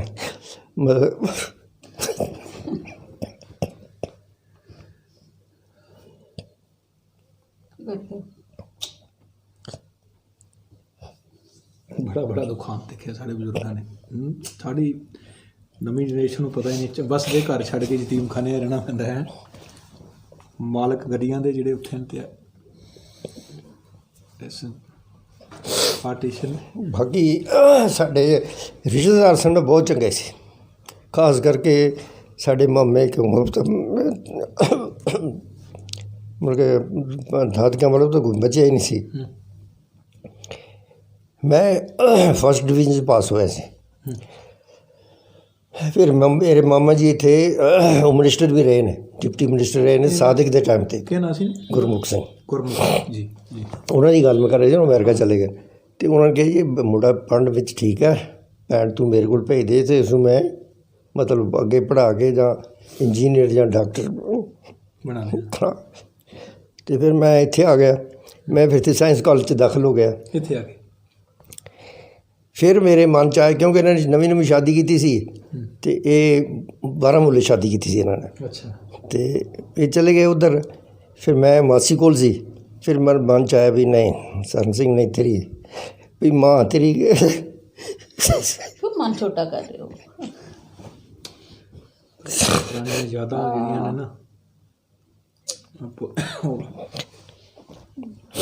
ਵੀ ਮਾਂ ਤੇਰੀ ਕੈਂਪ 'ਚ ਲੱਗੀ ਹੈ ਅਤੇ ਭਰਾ ਤੇਰਾ ਛੋਟਾ ਅਤੇ ਤੂੰ ਹੁਣ ਪੜ੍ਹਾਈ ਛੱਡ ਦੇ। ਅਤੇ ਮੈਂ ਆਪਣਾ ਚੁੱਕਿਆ ਬਿਸਤਰਾ ਬੋਰੀ ਅਤੇ ਮੈਂ ਫਿਰ ਚਲਾ ਗਿਆ ਮਦਰ ਕੋਲ। ਅਤੇ ਫਿਰ ਮਦਰ ਸਾਡੀ ਮੇਰੇ ਮਦਰ ਦੇ ਭੂਆ ਦੇ ਲੜਕੇ ਸੀ, ਮਤਲਬ ਉਹ JNK ਵਿੱਚੋਂ ਪਹਿਲਾ ਡਾਕਟਰ ਸੀ। ਉਹ ਸਾਡੇ ਇਲਾਕੇ ਦੇ ਕੀ ਨਾਂ ਸੀ ਨੇ? ਜਸਵੰਤ ਸਿੰਘ, ਡਾਕਟਰ ਜਸਵੰਤ ਸਿੰਘ। ਅੱਛਾ। ਅਤੇ ਹੁਣ ਤਾਂ ਉਹ ਇਜ਼ ਨੋ ਮੋਰ। ਉਹਨਾਂ ਦੇ ਛੋਟੇ ਭਰਾ ਸੀ, ਹੀ ਵਾਜ਼ ਦੀ ਉਸ ਇਲਾਕੇ ਦਾ ਫਸਟ ਪਾਇਲਟ ਸੀ ਸਿਵਲ। ਅੱਛਾ। ਹਾਂਜੀ। ਉਹਨਾਂ ਦਾ ਕੀ ਨਾਮ ਸੀ? ਗੁਰਚਰਨ ਸਿੰਘ। गुरचरण सिंह पाइलट। ਗੁਰਚਰਨ ਸਿੰਘ ਉਹਦੇ ਦੋਨੋਂ ਮੁੰਡੇ ਪਾਇਲਟ ਨੇ, ਇੱਕ ਏਅਰ ਇੰਡੀਆ 'ਚ ਹੈ ਕਿ ਇੱਕ ਇੰਡੀਅਨ ਮਤਲਬ ਕਿ ਇੰਟਰਨਲ ਚੱਲਦਾ ਅਤੇ ਇੱਕ ਬਾਹਰ ਚੱਲਦਾ ਹੈਗਾ। ਉਹ ਹੀ ਵਾਜ਼ ਦੇ ਸੈਕਰਟਰੀ ਟੂ ਦੀ ਪਾਇਲਟ ਗਿਲਡ ਜਿਹੜੀ ਦਿੱਲੀ ਦੇ ਵਿੱਚ। ਮਤਲਬ ਕਿ ਉਸ ਸੁਭਾਅ ਸੀ ਡਾਊਨ ਟੂ ਅਰਥ। ਇੱਥੇ ਆਉਣਾ ਮਤਲਬ ਅਗਰ ਉਹ ਜੰਮੂ ਆਉਂਦੇ ਸੀ ਚਾਹੇ 10 ਮਿੰਟ ਹੋਏ ਸਾਰੇ ਭੈਣਾਂ ਨੂੰ ਮਿਲ ਕੇ ਜਾਣਾ। ਅੱਛਾ। ਇੱਥੇ ਆਉਣਾ, ਨਾਲ ਵਾਈਫ ਨੂੰ ਨਾਲ ਲੈ ਕੇ ਆਉਣਾ। ਇਹ ਮੇਰੀ ਭੈਣ ਹੈ, ਮਤਲਬ ਕਿ ਮੇਰੀ ਸਾਡੀ ਕਹਿੰਦੀ ਸਿਸਟਰ ਬਹੁਤ ਅੱਛੀ ਸੀ ਪਾਰਟੀਸ਼ਨ ਤੋਂ ਪਹਿਲੇ। ਇਹ ਬੜੀ ਖੁਸ਼ਹਾਲ ਸੀ। ਹੁਣ ਚਲੋ ਵਿਚਾਰੇ ਦਾ ਇਹ ਸਮਝ ਦੇ ਨਾਲ ਫਿਰ ਮੈਂ ਦਿੱਲੀ ਚਲਾ ਗਿਆ ਜੀ। ਦਿੱਲੀ ਚਲਾ ਗਿਆ ਮੈਂ। ਉੱਥੇ ਉਹਨਾਂ ਨੇ WHO 'ਚੋਂ ਉਹ ਮਾਮਾ ਜੀ ਕੋਲ ਸੀ, ਉਹਨਾਂ ਨੇ ਟਾਈਪਿੰਗ ਟੂਪਿੰਗ ਸਿਖਾਈ। ਤੂੰ ਸਿੱਖ ਲੈ ਟਾਈਪਿੰਗ। ਇੱਥੇ ਸਾਇੰਸ ਕਾਲਜ ਅੰਕਲ ਇੱਥੇ ਕਿੰਨੀ ਪੜ੍ਹੇ ਤੁਸੀਂ? Science college? ਸਾਇੰਸ ਕਾਲਜ ਮੈਂ ਥੋੜ੍ਹੀ ਦੇਰ ਰਿਹਾ। ਫਿਰ ਉਹਦੇ ਚਲੇ ਥੋੜ੍ਹੇ ਫਿਰ ਮੈਂ ਚਲਾ ਗਿਆ ਕਿਉਂਕਿ ਫਿਰ ਮੈਨੂੰ ਉਹ ਲੱਗਿਆ ਵੀ ਮੈਂ ਹੁਣ ਜਵਾਨ ਹੋ ਰਿਹਾ ਅਤੇ ਮੈਂ ਕਿਸੇ ਦੇ ਬੋਝ ਨਹੀਂ ਰਵਾਂ ਅਤੇ ਆਪਣਾ ਸ਼ੁਰੂ ਕਰ ਲਵਾਂ ਅਤੇ ਕੰਮ ਠੀਕ ਹੈ। ਅਤੇ ਫਿਰ ਮੈਂ ਪੇਪਰ ਪੜ੍ਹਦਾ ਸੀ, ਉਹ ਦੇਖਿਆ ਮੈਂ ਏਅਰਫੋਰਸ ਦੀ ਭਰਤੀ ਹੋ ਰਹੀ ਹੈ। ਅਤੇ ਮੈਂ ਬਿਨਾਂ ਦੱਸੇ ਉਹ ਮਾਮਾ ਜੀ ਨੂੰ ਆਪਣੇ ਸਾਈਕਲ 'ਤੇ ਜਾਵਾਂ ਅਤੇ ਉੱਥੇ ਜਾ ਕੇ ਮਤਲਬ ਸਾਰਾ ਜੋ ਟੈਸਟ ਦਿੱਤਾ। ਨਹੀਂ ਉਹ ਟੈਸਟ ਦਿੱਤੇ ਕਿਉਂਕਿ ਉੱਥੇ ਵੀ ਕੰਪੀਟੀਸ਼ਨ ਹੁੰਦਾ ਨਾ, ਸਿਲੈਕਸ਼ਨ ਜਿਹੜੀ ਹੈ ਬੜੀ ਟਫ ਸੀ। ਉਹ ਕੋਈ ਮਤਲਬ ਕਿ ਅਸੀਂ 3-4 ਹਜ਼ਾਰ ਬੰਦਾ ਗਿਆ ਸੀ, ਉਹਦੇ 'ਚੋਂ 1800 ਬੰਦੇ ਮਤਲਬ ਸਿਲੈਕਟ ਹੋਏ। ਅੱਛਾ। ਉਹ 'ਚ ਸਾਰਾ ਹੋ ਗਿਆ। ਅਤੇ ਉਹਨਾਂ ਦੇ ਇੱਕ ਕੋਰਸਮੇਟ ਸੀ ਡਾਕਟਰ ਆਨੰਦ, ਉਹ ਏਅਰਫੋਰਸ ਸੀ, ਉਹ ਡਾਕਟਰ ਸੀਗਾ ਉੱਥੇ। ਅਤੇ ਜਦੋਂ ਸਾਰਾ ਕੁਛ ਹੋ ਗਿਆ ਮੇਰੀ ਸਿਲੈਕਸ਼ਨ ਹੋ ਗਈ ਅਤੇ ਉਹਨਾਂ ਨੇ ਕਿਹਾ ਵੀ ਮੈਂ ਤਾਂ ਨਹੀਂ ਤੈਨੂੰ ਜਾਣ ਦੇਣਾ, ਮੈਂ ਭੈਣ ਨੂੰ ਪੁੱਛ ਕੇ ਅਤੇ ਫਿਰ ਉਹ ਭੈਣ ਨੂੰ ਚਿੱਠੀ ਲਿਖਾਂਗਾ, ਜੇ ਭੈਣ ਕਹੇਗੀ ਤਾਂ ਤੈਨੂੰ ਮੈਂ ਫੌਜ ਜਾਣ ਦਿਆਂਗਾ, ਨਹੀਂ ਅਤੇ ਉਹ ਕਹੇਗੀ ਮੈਂ ਪੜ੍ਹਨ ਵਾਸਤੇ ਭੇਜਿਆ ਵੀ ਨੌਕਰੀ ਸ਼ੋਕਰੀ ਕਰਾਉਣਗੇ, ਤੁਸੀਂ ਫੌਜ ਭੇਜ ਛੱਡਿਆ। ਅਤੇ ਉਹਨੇ ਕਿਹਾ ਨਹੀਂ, ਉਹ ਡਾਕਟਰ ਨੇ ਕਿਹਾ ਵੀ ਫੌਜ ਦੀ ਨੌਕਰੀ ਅੱਛੀ ਹੈ, ਤੂੰ ਐਸੀ ਕੋਈ ਗੱਲ ਨਹੀਂ। ਭੈਣ ਨੇ ਮਤਲਬ ਸਾਡੀ ਸਿੰਪਲ ਸੁਭਾਅ ਦੇ ਸਨ, ਉਹਨਾਂ ਨੇ ਕਿਹਾ ਜੋ ਤੁਸੀਂ ਠੀਕ ਸਮਝੋ ਉਦੋਂ ਕਰੋ। ਫਿਰ ਮੈਂ ਚਲਾ ਗਿਆ ਏਅਰਫੋਰਸ 'ਚ। ਮੈਂ ਐਜ਼ ਏ ਏਅਰਮੈਨ ਗਿਆ ਸੀ। ਅੱਛਾ। ਉੱਥੇ ਜਾ ਕੇ ਮਤਲਬ ਕਿ ਮੈਂ ਉੱਥੇ ਫਸਟ ਕਲਾਸ 'ਚ ਉਹ ਵੀ ਟ੍ਰੇਨਿੰਗ ਵੀ ਕਰਕੇ ਆ ਗਏ। ਅਤੇ ਫਿਰ ਮੈਂ ਦੁਬਾਰਾ ਫਿਰ ਟ੍ਰੇਨਿੰਗ ਕਰਨ ਗਿਆ ਉਹ ਗਰੁੱਪ 1 ਦੀ, ਅਤੇ ਉਹ ਵੀ ਖਤਮ ਹੋ ਗਿਆ। ਫਿਰ ਉਸ ਤੋਂ ਬਾਅਦ 68 ਦੇ ਵਿੱਚ ਮੈਂ ਇੱਥੇ ਉਧਮਪੁਰ ਸੀ। ਅਸੀਂ 8 ਬੰਦੇ ਸਾਰੀ ਏਅਰਫੋਰਸ 'ਚ ਸਿਲੈਕਟ ਹੋਏ ਸੀ। ਜਦੋਂ ਮੇਰੇ ਉਹ ਚਿੜੀ ਲੱਗੀ ਹੋਈ ਨਾ, ਹਾਂ ਉਹ ਵੀ ਦੇਖਿਆ। ਉਹ ਹੁੰਦਾ ਹੈ ਇੱਕ ਟਰਾਂਸਪੋਰਟ ਏਅਰ ਕਾਰਡ ਦੇ ਵਿੱਚ ਕਰੂ ਹੁੰਦੇ ਨੇ, ਮਤਲਬ ਏਅਰ ਕਰੂ ਦੀ। ਅੱਛਾ। ਉਹਦੇ 'ਚ ਮੇਰੀ ਸਿਲੈਕਸ਼ਨ ਹੋ ਗਈ। ਅਤੇ ਉਹ ਵੀ ਮਤਲਬ ਕਿ ਮੈਂ 6 ਮਹੀਨੇ ਦਾ ਟ੍ਰੇਨਿੰਗ ਕਰਕੇ ਫਿਰ ਨਾਲੋਂ ਨਾਲ ਮੈਂ ਪੜ੍ਹਦਾ ਰਿਹਾ। ਫਿਰ ਸ਼ਾਦੀ ਵੀ ਹੋ ਗਈ ਅਤੇ ਮੈਂ ਫਿਰ ਇੱਥੇ ਗ੍ਰੈਜੂਏਸ਼ਨ ਕੀਤੀ JNK ਯੂਨੀਵਰਸਿਟੀ ਤੋਂ। ਫਿਰ ਮੈਂ ਆਪਣਾ ਪੋਲੀਟੀਕਲ ਸਾਇੰਸ MA ਕੀਤੀ ਜੋਧਪੁਰ ਯੂਨੀਵਰਸਿਟੀ ਤੋਂ। ਪਬਲਿਕ ਐਡਮਿਨਿਸਟ੍ਰੇਸ਼ਨ ਮੈਂ ਕੀਤੀ ਪੰਜਾਬ ਯੂਨੀਵਰਸਿਟੀ ਤੋਂ। ਪਰ ਜਿੱਥੇ ਵੀ ਰਹੇ ਫਿਰ ਮੇਰੇ ਮਨ 'ਚ ਇਹ ਤਾਂ ਸੀ ਕਿ ਵੀ ਜਿਹੜਾ ਮਤਲਬ ਆਈ ਮਸਟ ਰਾਈਜ਼ ਇਨ ਲਾਈਫ, ਕਿਉਂ ਮਨੁੱਖਾ ਜੀਵਨ ਫਿਰ ਮੁੜ ਕੇ ਨਹੀਂ ਮਿਲਣਾ। ਅਤੇ ਸਿਲੈਕਸ਼ਨ ਮਿਲ ਕੇ ਫਿਰ ਮੈਂ ਟਰਾਈ ਕਰਦਾ ਰਿਹਾ SSB ਵੀ ਅਫਸਰ ਬਣਨ ਵਾਸਤੇ। ਅਤੇ ਉਹਦੀ ਜਿਹੜੀ ਏਅਰਫੋਰਸ ਦੇ ਵਿੱਚ ਜਿਹੜੀ ਹੈ ਨਾ ਕੰਪੀਟੀਸ਼ਨ ਬੜਾ ਹੈ ਔਰ ਸਟਰੈਂਥ ਘੱਟ ਹੈ ਉਹਦੀ। ਅਤੇ ਉਹ ਜਿਹੜੇ ਮਤਲਬ ਕਿ ਤੁਹਾਨੂੰ ਜਦ ਤੱਕ ਤੁਸੀਂ ਪੂਰੇ ਨੰਬਰ ਨਾ ਲਓ, ਕਦੇ ਸਿਲੈਕਟ ਕਦੇ ਨਾ ਸਿਲੈਕਟ, ਫਿਰ ਸਿਲੈਕਸ਼ਨ ਹੋ ਗਈ ਅਤੇ ਮੈਂ ਫਿਰ ਅਫਸਰ ਬਣ ਗਿਆ। ਅਤੇ ਉਹਦੇ 'ਚ ਹੀ ਫਿਰ ਮੈਂ ਆਪਣੀ ਇੰਜੀਨੀਅਰਿੰਗ ਵੀ ਕੀਤੀ ਸਰਵਿਸ 'ਚ। ਸੋ ਮੈਂ as a retired scholar leader, ਮਤਲਬ ਟੈਕਨੀਕਲ ਲਾਈਨ ਦੇ ਵਿੱਚ ਮਤਲਬ ਰਿਟਾਇਰਡ ਹੋਇਆ। ਕਿਹੜੇ ਸਾਲ 'ਚ ਹੋਇਆ ਕੁਝ? ਮੈਂ ਰਿਟਾਇਰ ਹੋਇਆ 97 'ਚ। ਉਸ ਤੋਂ ਬਾਅਦ ਘਰ ਹੀ ਹੋ? ਉਸ ਤੋਂ ਬਾਅਦ ਨਹੀਂ ਮੈਂ ਕੰਮ ਕੀਤਾ, ਮੈਂ 20 ਸਾਲ ਕੰਮ ਕੀਤਾ ਉਸ ਤੋਂ ਬਾਅਦ। ਮੈਂ ਤੇ ਹੁਣ ਛੱਡਿਆ ਕੰਮ, ਮੈਨੂੰ ਛੱਡਣ ਦੀ ਉਹ ਲੋਕ ਛੱਡਦੇ ਨਹੀਂ ਸੀ। ਕਿਹਦੇ 'ਚ ਕੀਤਾ? ਮੈਂ ਇਹ ਟਾਟਾ ਮੋਟਰ 'ਚ ਸੀ, ਇੱਥੇ ਡੀਲਰ ਕੋਲ ਮੈਂ ਉਹ ਛੱਡ ਹੀ ਨਹੀਂ ਸੀ ਰਿਹਾ। ਫਿਰ ਖੈਰ ਉਹਦੀ ਕੰਪਨੀ ਬੰਦ ਹੋ ਗਈ, ਸਾਡੇ ਨਾਲ ਤਾਂ ਨਹੀਂ ਹੋਇਆ ਸੀ। ਤੁਹਾਡੇ ਅੰਕਲ ਅੱਗੇ ਤੁਹਾਡੇ ਬੱਚੇ? ਜੀ ਬੱਚੇ ਮੇਰੇ 2 ਬੱਚੇ ਨੇ, ਇੱਕ ਬੇਟੀ ਹੈ ਤੇ ਇੱਕ ਬੇਟਾ। ਬੇਟਾ ਮੇਰਾ ਇੰਜੀਨੀਅਰ ਹੈ, ਬੇਟੀ ਮੇਰੀ MSc ਫਸਟ ਕਲਾਸ ਤੇ ਜਿਹਨੂੰ ਉਹ ਇਹਦੇ 'ਚ ਮੈਰਿਡ ਹੈ ਬਟ ਬੈਟਰ। ਬੇਟੀ ਮੇਰੀ ਵੱਡੀ ਹੈ, ਦੋਨੋਂ ਮੈਰਿਡ ਨੇ। ਉਹ ਯੂਨੀਵਰਸਿਟੀ ਟਾਪਰ ਸੀ। ਅੱਛਾ। B.Ed 'ਚ। ਹੁਣ ਮੇਰਾ ਜਵਾਈ ਜਿਹੜਾ ਹੈਗਾ ਉਹ ਸੁਪਰਡੈਂਟ ਇੰਜੀਨੀਅਰ ਇਹਦੇ B ਸੈਕਟਰ 'ਚ ਰਹਿੰਦੇ ਨੇ। ਹਾਂਜੀ। ਤੇ ਮਤਲਬ ਹੁਣ ਜਿਹੜੀ ਹੈ ਕਿ ਅੱਛਾ ਅੰਕਲ ਸਾਰੀ ਦੇਖੋ ਤੁਹਾਡੀ ਮੈਂ ਪਿੱਛੇ ਜਿੱਥੇ ਨਾਲ ਦੇਖੀ ਹੈ ਵੀ ਤੁਸੀਂ ਜਿਹੜਾ ਦੌਰ ਸ਼ੁਰੂ ਕੀਤਾ, ਮੈਂ ਦੁਬਾਰਾ ਨਾ ਦੁਹਰਾ ਕਿਉਂਕਿ ਮੈਨੂੰ ਬੜਾ ਦੁੱਖ ਹੋ ਰਿਹਾ ਕਿ ਤੁਸੀਂ ਬਾਰ-ਬਾਰ ਅੱਖਾਂ 'ਚ ਇੱਥੋਂ ਉਹ ਵੀ ਮੰਜ਼ਰ ਤੁਸੀਂ ਦੇਖਿਆ, ਤੁਹਾਡੀ ਅੱਖਾਂ ਦੇ ਸਾਹਮਣੇ ਤੁਹਾਡੇ ਪਿਤਾ ਨੂੰ ਗੋਲੀ ਵੱਜਦੀ ਹੈ। ਉਸ ਤੋਂ ਬਾਅਦ ਫਿਰ ਦਰ ਦੀਆਂ ਠੋਕਰਾਂ, ਕਿਤੇ ਉਹਨਾਂ ਰਾਜਸਥਾਨ ਕੈਂਪਾਂ 'ਚ, ਕਿਤੇ ਇੱਥੇ ਕਿਸੇ ਦੇ ਘਰ ਰਹਿ ਕੇ। ਕਦੇ ਸੋਚਿਆ ਸੀ ਕਿ ਪਰਮਾਤਮਾ ਮਾਲਕ ਇਸ ਮੁਕਾਮ ਪਹੁੰਚਾਏਗਾ? ਹਾਂਜੀ, ਤੁਹਾਡੇ ਤੇ ਮਾਲਕ ਨੇ ਕਿੰਨੀ ਕਿਰਪਾ ਕੀਤੀ ਹੈ। ਬਹੁਤ। ਮੈਂ ਕਹਿੰਦਾ ਇਹ ਸਾਰਾ ਉਦਮ ਤੇ ਸਭ ਕੁਛ ਜਦ ਮੈਂ ਮਕਾਨ ਸ਼ੁਰੂ ਕੀਤਾ ਸੀ ਮੇਰੇ ਕੋਲ 10,000 ਵੀ ਨਹੀਂ ਸੀ। ਅਤੇ ਮੈਂ ਸੱਚ ਬੋਲਦਾ ਤੁਹਾਨੂੰ, ਮੇਰੇ ਕੋਲ ਨਹੀਂ ਸੀ। ਬਟ ਮੇਰੇ ਰਿਸ਼ਤੇਦਾਰ ਬੜੇ ਚੰਗੇ ਸੀ ਮੇਰੇ, ਇਹਨਾਂ ਦੇ ਮੇਰੇ ਸੱਸ ਸਹੁਰਾ ਬਹੁਤ ਅੱਛੇ ਸੀ। ਪਹਿਲੇ ਤਾਂ ਮੈਂ ਤੁਹਾਨੂੰ ਦੱਸਾਂ ਮੇਰਾ ਐਕਚੁਅਲੀ ਵਿਆਹ ਨਹੀਂ ਸੀ ਹੋਣਾ ਇੱਥੇ, ਕਿਉਂਕਿ ਮੈਂ ਤਾਂ ਕੁਛ ਵੀ ਨਹੀਂ ਸੀ, ਘਰ ਨਾ ਬਾਹਰ ਨਾ ਕੁਛ ਵੀ। ਅਤੇ ਬਟ ਉਹ ਉਹਨਾਂ ਨੂੰ ਪਰਿਵਾਰ ਦਾ ਪਤਾ ਸੀ ਵੀ ਸਾਡੇ ਜਿਹੜੇ ਪਿਛਲੇ ਲੋਕ ਸਨ ਨਾ ਉਹ ਨਹੀਂ ਉਹਨਾਂ ਨੂੰ ਇਹ ਸੀ ਕਿ ਉਹ ਦੇਖਦੇ ਸੀ ਵੀ ਸਾਡੇ ਜਿਹੜੇ ਸੰਬੰਧ ਜਿਹੜੇ ਨੇ ਪਰਿਵਾਰ ਦੇ ਉਹ ਚੰਗੇ ਹੋਣੇ ਚਾਹੀਦੇ ਨੇ। ਅਤੇ ਉਹਨਾਂ ਨੇ ਮਤਲਬ ਸਾਡੇ ਮਾਮਾ ਜੀ ਨੇ ਇੱਕ ਵਾਰੀ ਕਿਹਾ ਇਹਨਾਂ ਦੇ ਦਾਦਾ ਜੀ ਨੂੰ, ਉਹਨਾਂ ਨੇ ਕੋਈ ਨਾ ਨਹੀਂ ਕੀਤੀ। ਉਹਨਾਂ ਨੇ ਆਪਣੇ ਭਤੀਜੇ ਨੂੰ ਵੀ ਨਹੀਂ ਪੁੱਛਿਆ, ਮੇਰੇ ਸਹੁਰੇ ਨੂੰ ਵੀ ਪੁੱਛਿਆ। ਉਹਨਾਂ ਨੇ ਕਿਹਾ ਵੀ ਹਾਂ ਸਾਡੇ ਕੋਲ ਉੱਤੇ। ਅਤੇ ਇਹ ਗੱਲ ਹੈ। ਅਤੇ ਹੁਣ ਠੀਕ ਹੈ ਜੀ, ਹੁਣ ਦੇਖੋ ਮੈਨੂੰ ਰੱਬ ਨੇ ਸਭ ਕੁਝ, ਅਸੀਂ ਤਾਂ ਇਹੀ ਕਹਿੰਦੇ ਹਾਂ ਜੋ ਰੱਬ ਉਹਦਾ ਸ਼ੁਕਰ ਹੈ ਕਿ ਪਰਮਾਤਮਾ ਨੇ ਕਿੱਥੇ ਚੁੱਕ ਕੇ ਸਾਨੂੰ ਮਤਲਬ ਸਾਰਾ ਜਿਹੜਾ ਸੁੱਖ ਜਿਹੜਾ ਦਿੱਤਾ ਹੈ, ਅਤੇ ਅਸੀਂ ਤਾਂ ਉਹਦਾ ਧੰਨਵਾਦ ਹੀ ਕਰਦੇ ਰਹਿੰਦੇ ਹਾਂ ਵੀ ਪਰਮਾਤਮਾ ਤੇਰਾ ਬਹੁਤ ਸ਼ੁਕਰ ਹੈ। ਉਹੀ ਕਰਾਂ ਕਿ ਮੈਂ ਆਇਆ ਆਪਦੇ ਹੀ, ਤੁਸੀਂ ਮੈਂ ਆਉਣਾ ਵੀ ਸ਼ਾਇਦ ਨਹੀਂ ਸੀ ਚਾਹੀਦਾ, ਮੈਨੂੰ ਪਤਾ ਨਹੀਂ ਤੁਸੀਂ ਸ਼ਾਹੀ ਪਾਠ ਕਰ ਰਹੇ ਹੋ, ਸੋ ਤੁਸੀਂ ਨਹੀਂ ਕੋਈ ਬਾਤ ਨਹੀਂ। ਉਹਦੇ 'ਚ ਇਹ ਹੈ ਕਿ ਦੇਖੋ ਜਦੋਂ ਅਸੀਂ ਕਿਸੇ ਮੁਕਾਮ 'ਤੇ ਪਹੁੰਚ ਜਾਈਏ ਨਾ, ਤਾਂ ਸਭ ਤੋਂ ਪਹਿਲਾਂ ਬੰਦਾ ਧਰਮ ਤੋਂ ਦੂਰ ਹੋ ਜਾਂਦਾ ਹੈ। ਹਾਂ, ਪਰ ਇੰਨਾ ਕੁਛ ਹੋਣ ਦੇ ਬਾਵਜੂਦ ਪਰਮਾਤਮਾ ਦੇ ਰੰਗ ਦੇ ਵਿੱਚ ਇਹ ਮੇਰੇ ਕੋਲ ਆਏ ਸੀ। ਮੈਂ ਇੱਥੇ ਰਿਹਾ ਪ੍ਰਧਾਨ ਵੀ ਰਿਹਾ 2 ਸਾਲ। ਅੱਛਾ, ਗੁਰਦੁਆਰਾ ਸਾਹਿਬ ਦੇ। ਅਤੇ ਮੈਂ ਕਿਹਾ ਵੀ ਮੈਂ ਕੱਲਾ ਬੰਦਾ ਵੀ ਮੇਰੀ ਕੋਈ ਸਪੋਰਟ ਨਹੀਂ, ਅਤੇ ਨਾ ਹੀ ਮੈਂ ਕਿਸੇ ਕੋਲ ਵੋਟ ਮੰਗਣ ਜਾਣਾ। ਹਾਂ, ਇਹ ਮੈਂ ਕਹਿ ਦਿੱਤਾ। ਮੈਂ ਵੀ ਜੇ ਕੋਈ ਅਪੋਜੀਸ਼ਨ ਹੋਏਗੀ ਤਾਂ ਮੈਂ ਹੀ ਬੈਠ ਜਾਵਾਂਗਾ। ਅੱਛਾ। ਮੈਂ ਕਿਹਾ ਜੇ ਤੁਸੀਂ ਕਰਨੇ ਤਾਂ 2 ਸਾਲ ਸੇਵਾ ਕੀਤੀ ਤੁਸੀਂ? ਮੈਂ 2 ਸਾਲ ਸੇਵਾ ਕੀਤੀ। ਉਹ ਕਹਿੰਦੇ ਕੰਟੀਨਿਊ ਰੱਖੋ। ਮੈਂ ਨਹੀਂ, ਬੜਾ ਹੀ ਬਹੁਤ ਅੱਛਾ। ਚਲੋ ਬਾਬਾ ਜੀ, ਗੱਲ ਇਹ ਹੈ ਕਿ ਬਹੁਤ ਵੱਡੀ ਇੱਕ ਸੰਤਾਪ ਹੈ ਸਾਡਾ, ਅਤੇ ਮੇਰੇ ਖਿਆਲ ਦੇਖੋ ਆਂਟੀ ਔਰ ਜਾਣਦੇ ਨੇ, ਤੁਸੀਂ ਜਾਣਦੇ ਹੋ, ਤੁਹਾਡੇ ਬੱਚਿਆਂ ਨੂੰ ਪਤਾ ਹੋਏਗਾ, ਪਰ ਤੁਹਾਡੇ ਅੱਗੇ ਪੋਤਰੇ, ਉਹਨਾਂ ਦੇ ਬੱਚੇ। ਮੈਂ ਤੁਹਾਨੂੰ ਇੱਕ ਹੋਰ ਆਪਣੀ ਜਿਹੜੀ ਦੱਸਦਾ, ਮੈਂ ਇਹਨਾਂ ਨੂੰ ਵੀ ਪਤਾ ਹੈ, ਮੇਰੀ ਮਦਰ ਨੂੰ ਵੀ ਨਹੀਂ ਪਤਾ।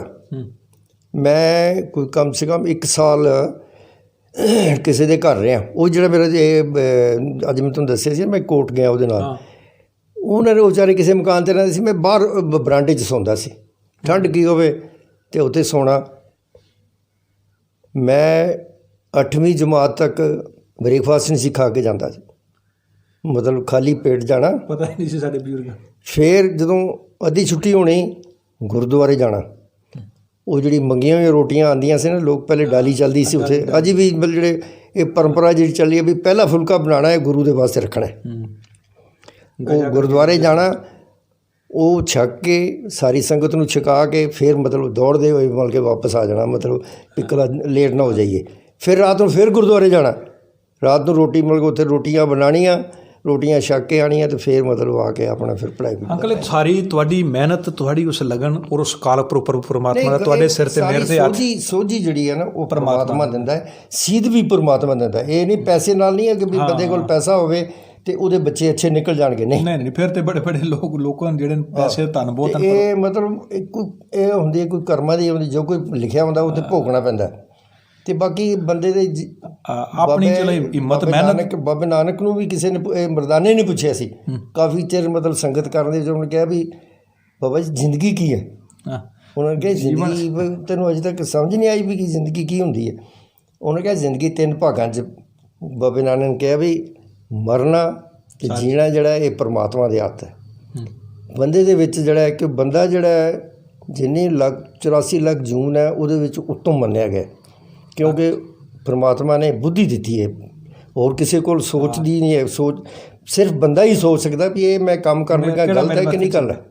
ਬਟ ਜਵਾਨੀ ਦੇ ਵਿੱਚ ਸਮਝੋ ਜਾਂ ਹੋਰ ਘੁਮੰਡ ਦੇ ਵਿੱਚ ਸਮਝੋ, ਆਦਮੀ ਕਈ ਗਲਤੀਆਂ ਕਰ ਜਾਂਦਾ ਹੈ, ਫਿਰ ਪਛਤਾਉਂਦਾ ਬਾਅਦ ਵਿੱਚ, ਅਤੇ ਫਿਰ ਹੱਥੋਂ ਟਾਈਮ ਸਮਾਂ ਨਿਕਲ ਜਾਂਦਾ, ਉਹ ਨਹੀਂ ਹੋ ਸਕਦਾ। ਅਤੇ ਜਰਨਾ ਮਰਨਾ ਜਿਹੜਾ ਉਹ ਪਰਮਾਤਮਾ ਦੇ ਹੱਥ ਹੈ। ਬਾਕੀ ਜੀਵਨ ਜਿਹੜਾ ਹੈ ਉਹ ਆਪਣੇ ਹੱਥ ਬਣਾਉਣਾ, ਬਹੁਤ ਸਾਰਾ ਜਿਹੜਾ ਹੈ ਉਹ ਆਪਣੇ ਹੱਥ ਹੈ। ਚਲੋ ਬਾਬਾ ਜੀ, ਬਹੁਤ ਬਹੁਤ ਖੁਸ਼ੀ ਹੋਈ ਮੈਂ ਤੁਹਾਡੇ ਨਾਲ ਮਿਲ ਕੇ। ਮੈਂ ਬੜੇ ਬਜ਼ੁਰਗਾਂ ਦਾ ਕਰ ਰਿਹਾ ਸਨ ਲੜੀਵਾਰ।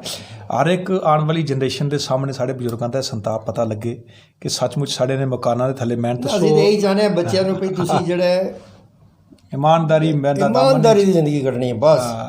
ਕੋਈ ਕਿਸੇ ਨਾਲ ਧੋਖਾ ਨਹੀਂ ਕਰੋ, ਸਭ ਤੋਂ ਮਤਲਬ ਸੁੱਚੇ ਸੱਚੇ ਰਹੋ, ਸਭ ਪਰਮਾਤਮਾ ਕਰਨ ਵਾਲੇ ਸਭ। ਚਲੋ ਬਾਬਾ ਜੀ, ਬਹੁਤ ਬਹੁਤ ਬਹੁਤ ਧੰਨਵਾਦ ਤੁਹਾਡਾ। ਸੋ ਸਾਧ ਸੰਗਤ, ਲੜੀਵਾਰ ਚੱਲ ਰਿਹਾ ਪ੍ਰੋਗਰਾਮ 1947 ਦਾ ਸੰਤਾਪ। ਸੱਚ ਮੈਂ ਜਿੱਥੋਂ ਗੱਲ ਤੋਰੀ ਸੀ, ਸਾਨੂੰ ਨਹੀਂ ਪਤਾ ਸਾਡਿਆਂ ਬਜ਼ੁਰਗਾਂ ਨੇ ਕਿੰਨੇ ਸੰਤਾਪ ਹੰਡਾਏ ਨੇ।